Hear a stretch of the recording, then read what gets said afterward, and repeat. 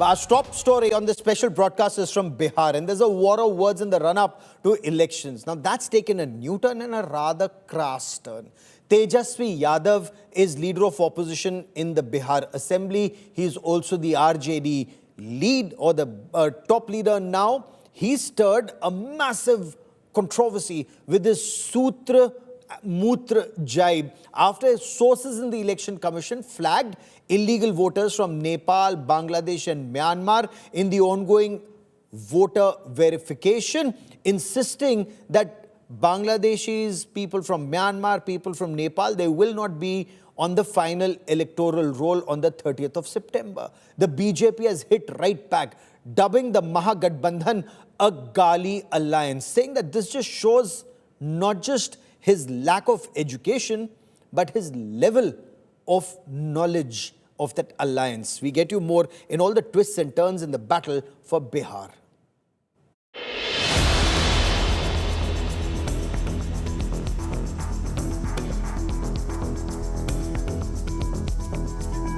Bihar's leader of opposition, Tejaswi Yadav, is gunning for the Election Commission and the NDA in the state, after sources within the EC claimed that a large number of people from Nepal, Bangladesh and Myanmar were found to be living in Bihar during the special intensive revision of voter list. Tejaswi Yadav dismissed the claims, describing them as Mutra, a Hindi word for urine. At a Mahagathbandhan press conference, Tejaswi said the inputs reportedly received by the Election Commission were mere smokescreen. He also questioned the legitimacy of the poll body's ongoing revision of electoral rolls and alleged serious flaws in the process. ये वही सूत्र हैं जो इस्लामाबाद, कराची, लाहौर जो कब्जा करवा रहे थे। ये सूत्र को हम लोग जो मूत्र समझते हैं, और इस तरह की अगर कोई बात है भी तो आखिरी बार यूपी की सरकार में 2003 में SIR हुआ था। उस समय हम लोग 3-4 लाख वोट से चुनाव हारे। तो क्या विदेशियों ने नरेंद्र मोदी जी को वोट दिया? Mukesh Sahani, another leader from the Mahagathbandhan and chief of the Vikashsheel Insan Party, also alleged irregularities in the voter poll revision process. चुनाव आयोग का बगैर तैयारी का जो काम कर रहे हैं, जब उनके ऊपर सवाल उठने लगा, जब उनसे काम नहीं हो रहा है, तो तरह तरह की बात कर रहे हैं कि बांग्लादेशी, म्यांमार, दूसरे कंट्री के लोग, नेपाल के लोग, इधर उधर के लोग, ये सब भटकाने के लिए बात कर रहे हैं। MIM's Asaduddin Owaisi too slammed the NDA. No, it is very embarrassing that a constitutional body is giving or is relying on sources. Why can't a constitutional body like ECI say, come out openly and tell to the media, who are these sources, please tell me. And ECI cannot decide or determine citizenship. Who has given them the powers? The BJP and allies were quick enough to hit back.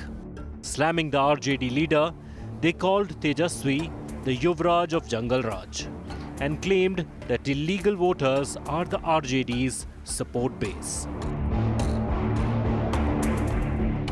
इस तरह की टिप्पणियां करना केवल तेजस्वी यादव कर सकते हैं। तेजस्वी जी की दिक्कत यही है कि पढ़े लिखे नहीं होने के कारण जो घर पे 2-3 उनके लोग हैं, वो जो रटवाते हैं, बताते हैं, वह जाके वह मंच पर बोल देते हैं, कहीं भी बोल देते हैं।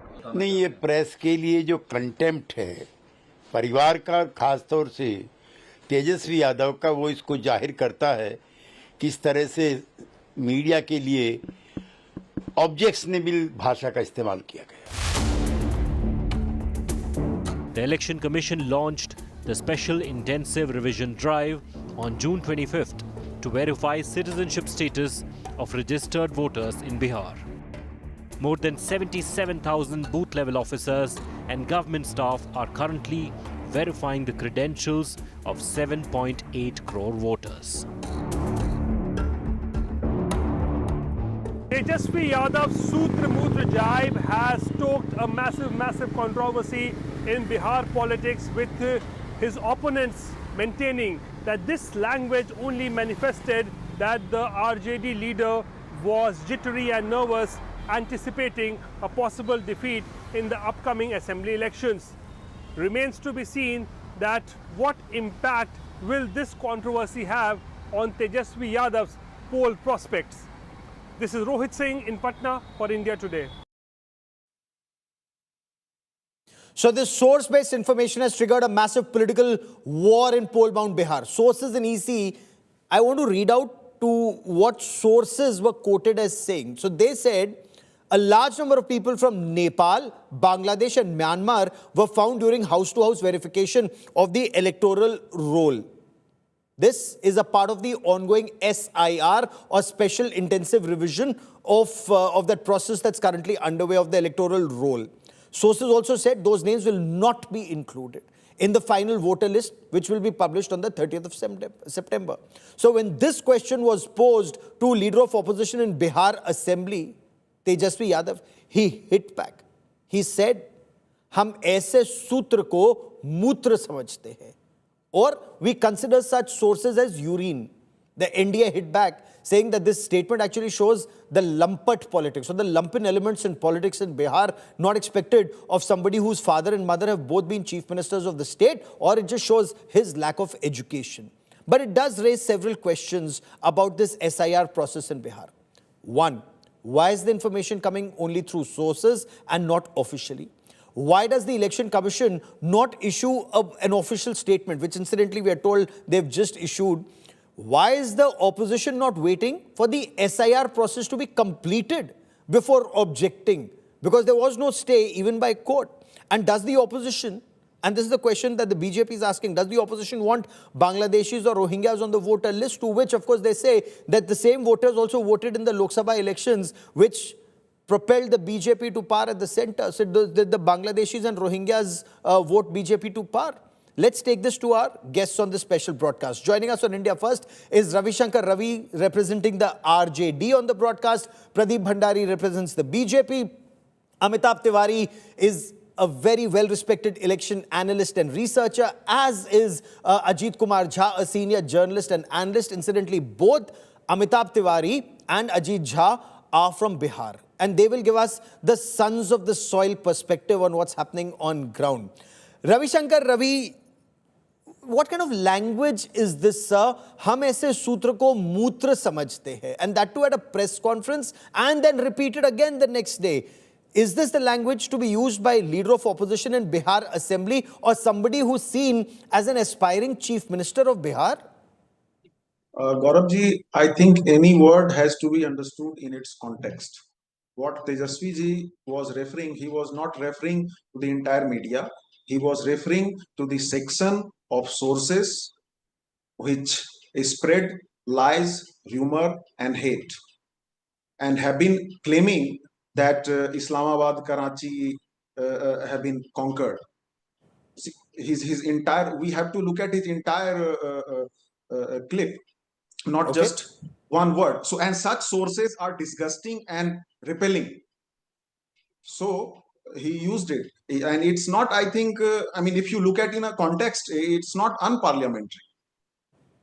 And also the kind of at the ground level, the election commission, the way they are doing this exercise without taking the documents, without giving the receivings, then what kind of exercise is going on? And one journalist named Ajit Anjumji, I'm not going into individuals. I'm not going into individuals. He's not here to defend himself or whatever he said. He can that I'll leave it to for another debate. But I am simply on facts that are in public domain. People get information at times wrong. Sources may be wrong. But is this the kind of language that should be expected of somebody who aspires to be chief minister of a state? Or is there merit in the opposition or in the BJP saying it shows his level of education? But Pradeep Bhandari, Tejaswi Yadav's remark mocking ECI's sources, BJP may have slammed it, but your leaders are also not addressing that question that's being raised by the RJD. Is this reliable? Whatever ECI is saying through sources, it seems as vague, who are these foreigners? How are they making it? How will the ECI ensure that this entire process becomes transparent? Because the opposition is saying, RJD is saying there's no transparency in this process. There is no receipt that's being given, who submitted a form, who hasn't submitted the form. So how will all these issues be addressed, sir? Well, Gaurav, let me just state certain facts. Fact number one, the latest press release by the Election Commission, 88% have been enrolled in SIR. This is an official press release, so people in Bihar, the voters in Bihar are participating. Fact number two, the abuse of media by the RJD is something which is not new. Recall what happened on 5th October 2018 when journalist named Amit Bilari was given death threat by RJD workers. Sir, again, I'm not going into individual cases. My submission to you is, you know, when ECI says 88% have, submitted their forms, again, RJD asks, where is a copy of the receiving? What are documents that are being uploaded? What is happening? They have absolutely no idea. There's lack of transparency in the process, sir. Well, Gaurav, if that was true, then Supreme Court should have given an interim stay. Why did the Supreme Court of India not give an interim stay to their plea? Because the Supreme Court of India said that what the Election Commission is doing is constitutional, what it is doing is legal, what it is doing is moral. The Supreme Court, in fact, went to the extent of saying that it is in the wisdom of the Election Commission to decide whether it wants the Aadhaar cards to be used or not. And if it is not taking Aadhaar card, then the Election Commission should just write a specification. So the Supreme Court has given a clean sheet to the Election Commission. The reality is that till yesterday they were abusing the Election Commission. Today they are abusing the media, because the internal survey of the RJD suggests that they are losing the election. So they have a history of abusing constitutional bodies. And just let me quote a certain fact. I'm not going into individual cases, but this is the official Twitter handle of Lalu Prasad Yadav. So if Mr. Lalu Prasad Yadav can quote unquote use the word sources, then I believe that the media also has a right to use sources, and Election Commission also has a right to use sources. Just because the ground is slipping away from Mr. Tejaswi Yadav, he does not have any right to abuse the media, abuse the Election Commission, or even go to the extent of abusing the Supreme Court. Recall what Rahul Gandhi did 2 days back when he was in Patna. Rahul Gandhi even threatened the agencies. And if their intent and merit was fine, Gaurav, why did they not officially go to the Election Commission office in Patna and did a single official complaint? Why not a single booth level agent out of the 47,380 booth level agents that the RJD has nominated on the ground filed a single official complaint? Why are they not doing so? So on one hand, they are participating in the entire process. On the other hand, they are discrediting it because they know that Shehzada Tejaswi Yadav is losing his another election and he has to sit in the opposition. Please I'll get RJD to respond to that. A single fact that opposition or RJD has brought, which has been accepted by the Supreme Court or has been accepted even on the merit of truth. I'll get the RJD to respond to that, but let me quickly bring in Ajit Kumar Jha on this and Amitabh Tiwari. Ajit Jha, Tejaswi Yadav's remarks, are they polarizing the discourse and, from a political perspective? Is this a strategic move by the RJD? Rally its entire cadre together, undermine that broader debate on electoral integrity in Bihar and just keep it restricted around an allegedly biased election commission? Well, let me put it this way. First of all, Tejaswi Yadav didn't only use the term Mutra, which he probably shouldn't have. He could have used a more gentlemanly term. But then he said something further, and that is interesting, where he pointed out that even if 1% of voters are left out of the verification process, almost 8 lakh voters across the state would lose their right to vote. Now, that is a very serious question. Let me point out something else, because I'm not only from Bihar, I come from the Mithila community. And 1/3 of Nepal, the southern part of Nepal, Terai, they are Maithils, by the way. So I come from a Maithil Brahmin family. At least 10 people in my family, not immediate family, but across my whatever relations, are married in Nepal. So, this whole nonsense of who is a foreigner and who is not. The wife, when the wife gets married, she ends up getting a double citizenship. In India, she might have a different citizenship there. It's the other way around too. So what I'm saying is, if the ECI is immediately within minutes claiming that so much lack is illegal, they have found out, I would not trust that figure. Because this is Oh, a very interesting. porous border in Nepal, right? Yes. Now, Bangladesh and Rohingya is another question. But what I'm saying is, someone pointed out, and very rightly, the Supreme Court did say that the ECI can carry on their SIR, but they do not have the right to fix citizenship. deny. All they can do is give identity. So I think the EC, instead of using sources to make these claims that they have found this, they have found in 4 districts where Muslims dominate, that's also, by the way, an ecological fallacy. When you point out, for example, that Purnia or Katihar, which has Or a very Araria. large Muslim population, Araria in this case, when you point out those 4 districts and say 120%, 126%, the question is, who in that district has got a double card? Maybe it's the Okay. Hindus, maybe it's the Christians. So it's an ecological fallacy. So I think the Okay, ECI I will get. should So not be Pradeep wants to quoting respond to sources. that. Pradeep wants to respond to that, but let me bring in Amitabh Tiwari first, and then we'll take a round of response also. Amitabh Tiwari, in 2019, the Election Commission had informed the Parliament that there weren't significant cases of foreign nationals on the rolls, and they were talking about elections in 2016, 2017, and 2019. Election Commission told the Parliament that there were only 3 complaints in 2018, and none of those 3, none were from Bihar. They were from Bengal, Telangana, and Gujarat, 1 each. How do you see the ECI's 2025 claim of a large number of suspected foreign nationals ahead of 2025 elections, sir? Yeah, see, again, since ECI has not come out openly and officially on this, and this is source-based, I mean, we have to take it with a pinch of salt, of course. But of course, one of the ministers has said that there are 20 million illegal immigrants in the country, and assuming some of them have got enrolled in the voter list as well. See, the question is larger, and you've seen in the Operation Sindoor, when you covered Gaurav, that in this new age of social media, the means of communication have changed significantly. Once the India side started holding regular press briefings, the tide turned in our favor. Otherwise, previously, the global West was claiming that Pakistan perhaps had had an upper hand. So, in Very this interesting. sensitive issue True. and a 1 month period wherein 7.8 crore voters are being verified, I think it is very pertinent on the ECI to hold regular briefings or regular communication. What does it does is that it increases transparency, because that is Absolutely. one of the basic objectives also of the SIR.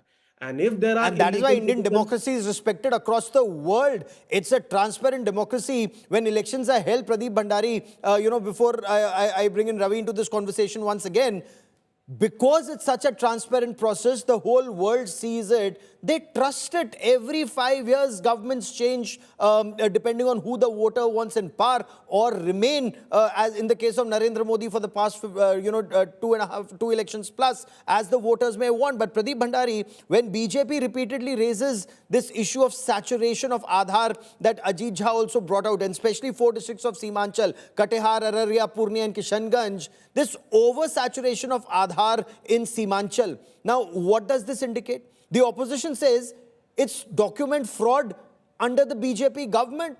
Your government, how did it permit these loopholes, either in border security? How did these Bangladeshis come in and get voter ID card? How did these Myanmaris or the Rohingyas come in? Okay, Nepal is a different story. But in these 2 instances, how do you counter this accusation that this SIR is actually a process to suppress opposition voters rather than address the issue of your government's failures, sir? Well, let me go step by step, Gaurav. On 3rd July 2025, this is your sister channel Aaj Tak's news report, which says that 105% Aadhaar card in Kishanganj, 102% in Araria, 101% in Katihar, and 100.97% in Purnia. All of them are opposition MLAs. Is it a mere coincidence that wherever you have reported that Aadhaar card have seen oversaturation, all have an opposition MLA? Point number 1, it's a matter of investigation. Now let us go to point number 2. Now this SIR process has happened in the past and in 2003. In 2003, you saw a change in government. Now, if the argument is that there are removal of voters from the voter list, Telangana had removal of 22 lakh voters. Congress party won the Telangana election 2023. If the argument is about addition of voters, then Jharkhand saw an addition of 2,67,000 voters. It was won by the India Alliance. If the argument is about revision of voter rolls, Jammu and Kashmir had seen a revision of voter rolls after 3 years. You had an India Alliance government there. Please tell me, hypothetically, if there are 100 people in village and 80 people are registered and 20 genuine people are remaining, what will the booth level agents of the Bharatiya Janata Party, JDU and RJD do? They will obviously identify the genuine voters belonging to any of the parties and go to the booth level officer and get them registered. That is the basic objective of a booth level agent. RJD has appointed 47,000, we have appointed 57,000. Congress is not present on the booth. Can you please tell me one complaint by a booth level agent of the RJD in the past? I will take that to Ravi Shankar Ravi to respond. And last point. Transparency is there on the election commission, but please note, Gaurav, that it is a sub judice matter now, and the Supreme Court will be hearing the matter end of July, and the Supreme Court prima facie has not found any amount of iota of discredit or invalidation on the part of election commission. So the Supreme Court is the best judge rather than a press conference to take the intentions of the EC in this process correct or incorrect. Fair enough. Ravi Shankar Ravi, you want to respond? Have any of your booth level workers raised any objection to this? The BJP says you have 47,000 of them. Let also respond to BJP IT cell chief Amit Malviya writing, and I want to quote what he's written in as many words. Tejashwi Yadav द्वारा सार्वजनिक मंच से इतनी घटिया बात या भाषा का प्रयोग करना अत्यंत दुर्भाग्यपूर्ण है. इसका दोष नवी में फेल होना नहीं बल्कि सत्ता का घमंड है. जिनके माता पिता दोनों मुख्यमंत्री रह चुके हो उनसे शालीनता की अपेक्षा की जाती है. यह बिहार का दुर्भाग्य है कि ऐसे लोग आज भी सत्ता के गलियारों में प्रासंगिक बने हुए हैं. Respond to both the points sir. Gaurav, first of all, Aadhaar cards are not issued by the opposition MLAs. It is UI DAI agency which issues it, and oversaturation is not the concern of these areas only. It is in Noida, it is in Delhi and so many other places. My point is, I will come to what Amit Malviya ji has said. My point you have is, a proof. No, I am interjecting. Why Does he have a proof of oversaturation in yes, Noida? it was Please quote the reported proof. 3 days Do back. not- You also showed media reports. I am interrupting 3 days because ago, Noida NDTV belongs, reported has at RSP and 9 RMM. Please PM. quote. Okay, just give me a moment. 3 days Let him ago, complete his point, sir. NDTV I'm coming to reported you. at prime Show the time. proof. I have not brought print out like you, but I can show it. I will have to find it out now. Sure. But the discussion Complete is your going point, in sir. some other direction. It is a well-known fact, Gaurav. Now, what Amit Malviya ji is saying, as I said, it has to be understood in a context. The BJP leaders have been indulging in uttering derogatory languages even in election times, even in parliament, in election times, in violation of the code of conduct. But nobody discusses that. Here in the court, when the Supreme Court raised 3 points about the power, procedure and timing, the Election Commission was not prepared. They took time to respond through counter affidavit and time was given. And the next hearing is on, as we all know, on 20th July. So the documents which are listed, Gaurav, in the list of the notification issued by Election Commission, so many of them are issued on the basis of Aadhaar. So they will also be fake. Then what kind of an special intensive review is taking place? Okay. We will wait for that election commission. You're absolutely right on the account that we will have to 10 wait seconds. to see what the election commission responds on the 28th in its affidavit. But the point that has the RJD registered a single complaint against any malpractice as is alleged on TV debates, or has that been done? That point perhaps still needs to be answered. But okay, quick 30-second rejoinder, Pradeep Bhandari, before I bring in Amitabh and Ajit into this conversation. Gaurav, RJD should be the last party which speaks about language. They have abused the media, they have abused the sources. So I will not go on towards that tangent. Let me come back to the specifics. Still the RJD spokesperson has not answered. 47,000 Gaurav, not a small amount. 47,000 booth level agents are appointed by RJD on the ground. Not a single official complaint. If the Supreme Court had found that the timing is wrong, procedure is wrong and the intent of election commission is wrong, please tell me, has the Supreme Court given a permanent stay? Has the Supreme Court restricted the election commission? Has the Supreme Court put an interim stay? The answer is a big no on the three. Comments which we proves shall that see the what happens on opposition's the argument 28th, was political. It did not have merit. Okay, Amitabh Tiwari, the ECI's By that exclusion time, of 100% of the SIR will already be Aadhaar, done. ration card, voter ID as proof of citizenship, that's drawn criticism or suggestions even from the Supreme Court. Now, in Bihar, and I'm talking about Bihar specifically, there's was a mere 88% opinion. saturation of Aadhaar. Your experience, okay, let me just bring in Amitabh, I'll come back to you, sir. Your experience, what does this indicate? Is this justified? Or, as is seriously said by several analysts, there is a grave risk that legitimate voters could also be disenfranchised, particularly either the poor or the marginalized or those who are outside. See, I think this case will be a landmark case because this is essentially pointing out to the fact that we need a national register of citizens. Because Yes. if the objective of the exercise is to weed out illegal immigrants or citizens, and the Supreme Court says that ECI cannot decide on the citizenship, then first we need a national register of citizens. That's first. Second also is that this exercise also shows that currently we have very lax norms, loose norms while admitting new voters, and we are having perhaps stricter norms while doing a verification. We need to have tighter norms while enrolling new voters, because today if you have just an Aadhaar card, you can actually get enrolled as a new voter, because for citizenship you just need to declare that I am a citizen of India. So we need tighter rules for voter enrollments and also a national register of citizens so that it is very clear who can be on the voter list and not. And this will eventually lead to that, I believe, in the Supreme Court. In fact, Ajit Kumar Jha, leaders like Asaduddin Owaisi of the AIMIM, in fact, several opposition leaders insist that this SIR is actually nothing but NRC through the back door. Well, I don't think when Amitabh was saying National Register of Citizens, he was actually talking of the NRC.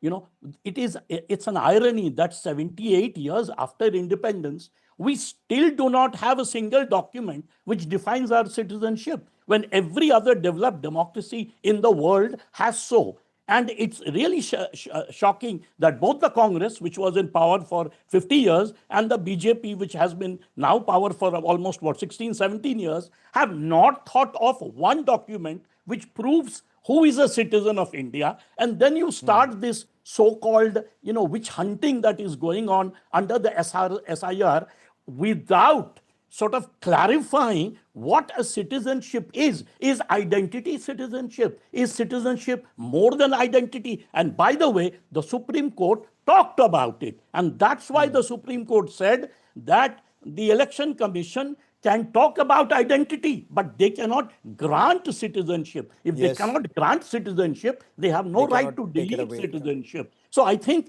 this is something we need to, because now the Election Commission has said, not only in Bihar, but across the country, we are going to have the SIR. So in that case, first let's define what a citizen is. And that has to be done by the government of India, not by the Election Commission. So I think that's very important. And I think that's what Amitabh meant when he talked about the National Register of Citizens. Right, Amitabh?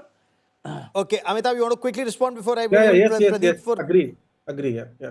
Okay. Pradeep Bhandari, is there a pattern? And there are several political analysts who say that the BJP raises this issue of outsiders before every election. It may work, it may not work. For example, Bihar Assembly elections 2024, Delhi 2025, Maharashtra 2024, West Bengal 2021, Assam 2016. There's virtually a pattern to this, sir.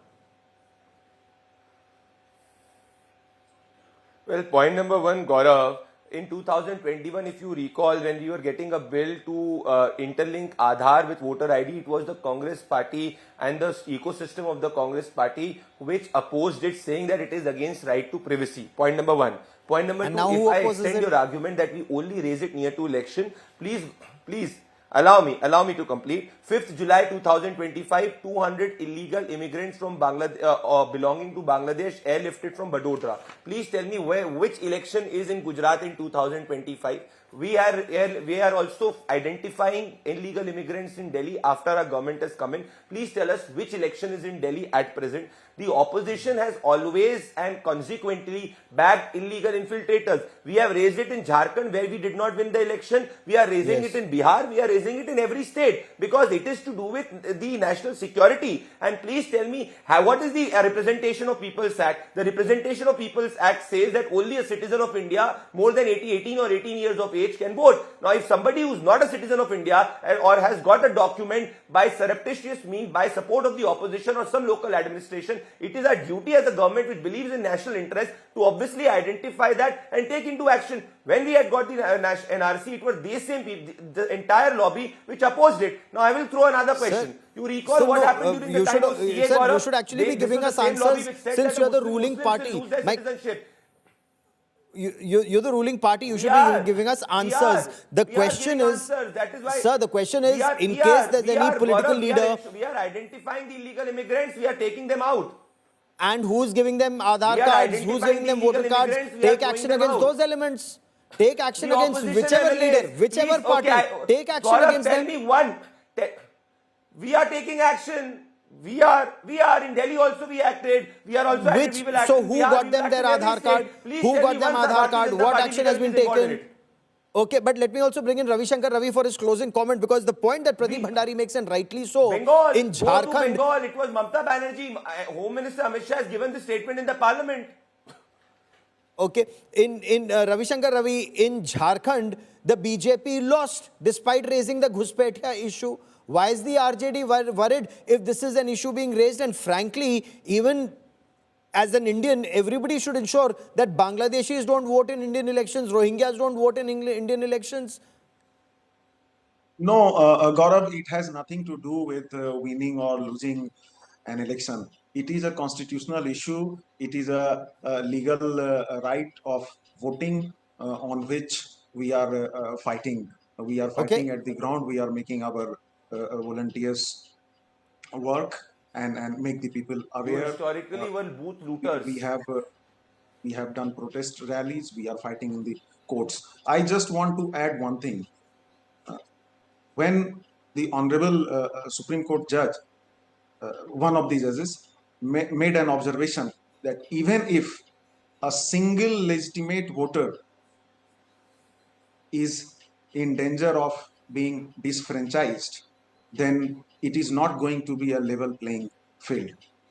No, completely agree with that point. But even Bangladeshis and Rohingyas should not be permitted to vote, and there should be no cover fire given by anyone to Bangladeshis and Rohingyas to vote in Indian elections. That has to be equally clear. The way, Gaurav, the way this exercise is being conducted, the way documents are being taken, as I said, the documents on the basis of Aadhaar itself is fake, so those documents will also be fake. Then what kind of special exercise is this, and how can the intruders be excluded?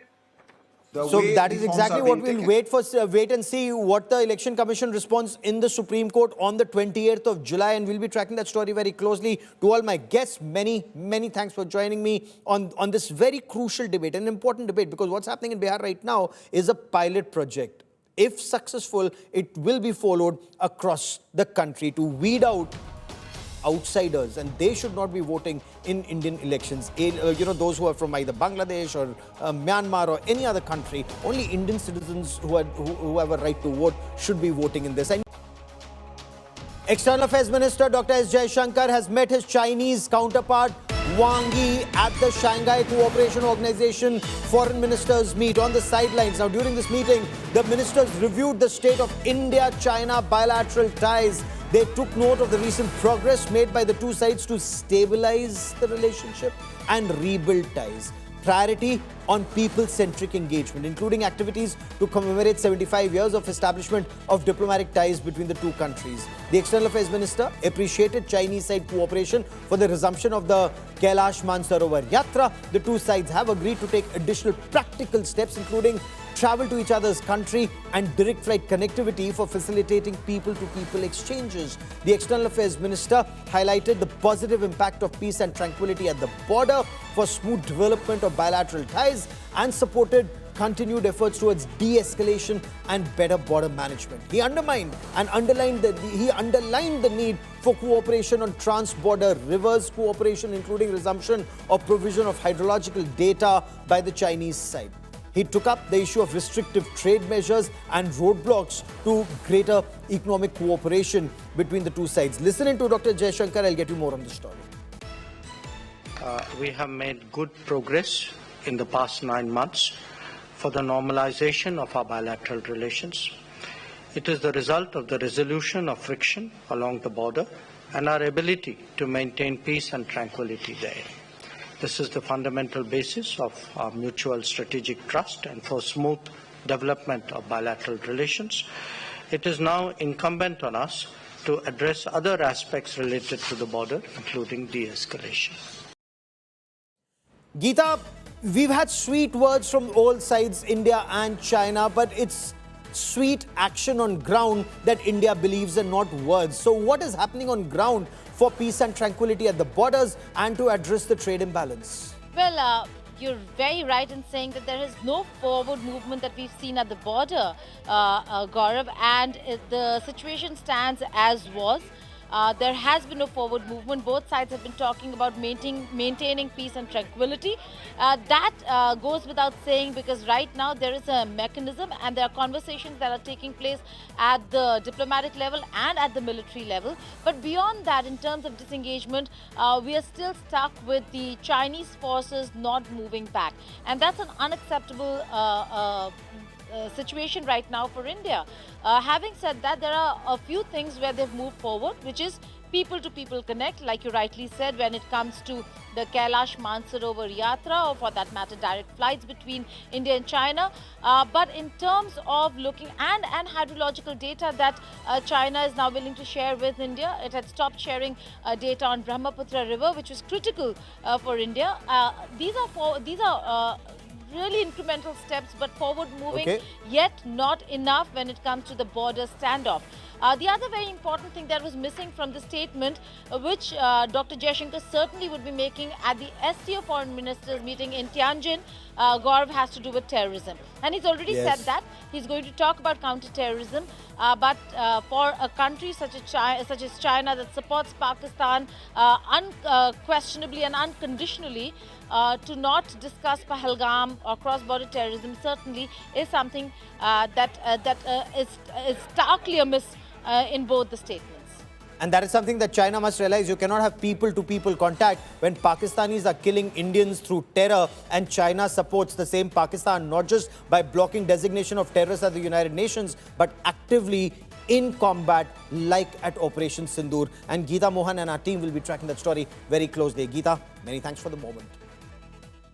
Group Captain Shubhanshu Shukla is returning home to Earth after 18 days on board the International Space Station. The spacecraft is now expected to splash down in the Pacific Ocean off the coast of California around 3 p.m. Indian Standard Time tomorrow. India Today tracks Shubhanshu Shukla's space odyssey and journey back home. There on your screen, you're seeing a live look from the International Space Station. Group Captain Shubhanshu Shukla is all set for a Ghar Wapasi. After spending 18 days on board the International Space Station, the second Indian to ever be in space is finally set to return to Earth on Tuesday. At precisely 4:45 p.m. Indian Standard Time, the Dragon capsule of the Axiom Mission 4 undocked and began its journey back to Earth. After a 22-hour-long journey, Shuk, along with astronauts Peggy Whitson, Slavoj Wisniewski and Tibor Kapu, will splash down off the coast of California in the Pacific Ocean at around 3 p.m. on July 15th. Before bidding farewell to International Space Station, Shuk paid tribute to India from space. It has been made amazing or incredible because of the echoing the iconic statement by the man who conquered space before him, Wing Commander Rakesh Sharma. ऊपर से भारत कैसा दिखता है आपको? जी मैं बगैर किसी झिझक के कह सकता हूँ कि सारे जहां से अच्छा। आज का भारत कॉन्फिडेंट दिखता है, आज का भारत गर्व से पूर्ण दिखता है, और इन्हीं सब कारणों की वजह से मैं एक बार फिर से कह सकता हूँ कि आज का भारत अभी भी सारे जहां से अच्छा दिखता है। सारे जहां से अच्छा हिंदुस्तान हमारा तब भी और अब भी. Manish Purohit is a former scientist at the Indian Space Research Organization. He's a space educator, joins us on this broadcast. Shivu Tripathi is a senior assistant editor, science with us, joins us on the show. Manish Purohit, your appreciation of the past 18 days and how will this benefit India's space mission? See, actually, this is the advent of India's human space program. So we have Gaganyaan planned on the lines of human space, crewed missions, returning back to Earth. All those, intricacies have to be understood.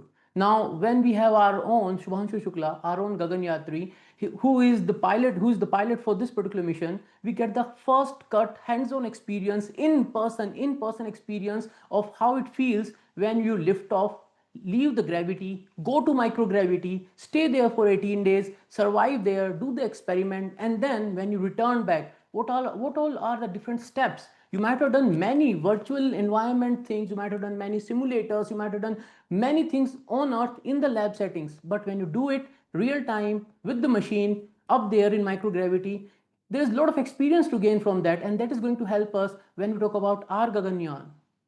Okay, Shivu, impact on our body, whether we can grow plants in space. I believe it was moong dal and methi that he tried to grow in space. All of that is likely to help a lot in India's space station, Bharat Space Station. And by when do we see, like the International Space Station, the Indian Space Station? Definitely, Gaurav, this was a very, very research-intensive mission, not just for India, but for across countries across the world. 60 experiments were sent from across 31 countries. India had sent 7 experiments. As you rightly mentioned, that there were multiple experiments which was on plant growth, which was on how to develop photosynthesis process, which was also on how to develop life support system for India. Group Captain Shubhanshu Shukla also tested tardigrades. Now these are microorganisms that survive extreme weather environments. Going forward, India is planning to launch its own Bharti Antariksh Station. The plan is to launch it by 2035. The modules will begin launching by 2035. And eventually the plan is to go to the moon. 2040 is when the government has set that target. The Indian Space Research Organization has set that target. So all these experiments that were conducted by Group Captain Shubhanshu Shukla will eventually help in strengthen these missions. Now Bharti Antariksh Station and the moon mission both are long duration space travel. Group Captain Shubhanshu Shukla also studied what will be the effects of gravity, long duration space travel on the human body. Now, when you are in space for a long period of time, your muscle mass is lost. You lose bone density. All this will now be studied by ISRO, by the institution that had developed those experiments. Once he returns, those experiments will be analyzed. We expect a lot of research papers to come out of this and a lot of new findings to come out of this for us and also for the world. Going forward, it's all about collaboration. The AX4 mission in itself is a major collaboration between multiple countries across the world. So ISRO is looking forward to gaining that insight from that collaborative approach. And the Bharti Antariksh Station is going to begin formation by 2035, Gaurav. This is very, very fascinating, having a Bhartiya Antariksh Station in space. We are also looking at how space science, it's not just for the super rich countries, but it benefits the common people in India, whether it's through, predicting weather, whether it's for communication. It really benefits the armed forces, no doubt. But do we actually foresee, Manish Purohit, is it too fascinating to foresee living on moon or a colony on the moon?